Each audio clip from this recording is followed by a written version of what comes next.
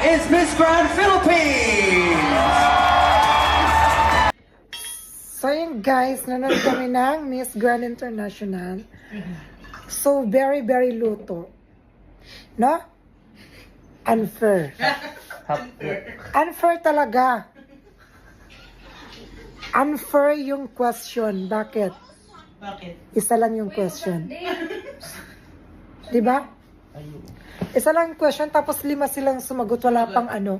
Walang headset. Oo, walang headphone ba yun? Headphone. Sa isang question, 5 sila wala pang headphone. Kasi dati meron eh. Oo, parang unfair. Tapos ang mahirap pa dun, sa 5 sumagot, wala akong naintindihan kahit isa. Ang unfair. Kasi kumbaga parang nagkaroon na sila ng chance na mag-isip na. Hindi nila ako binigyan ng chance. Dapat nagtra-translate sila, di ba? English na daw lahat ngayon. Luto talaga ngayon ang Miss Grand International. Hindi deserve ni MJ. Lastimosa. Astimosa. Sino ba yan?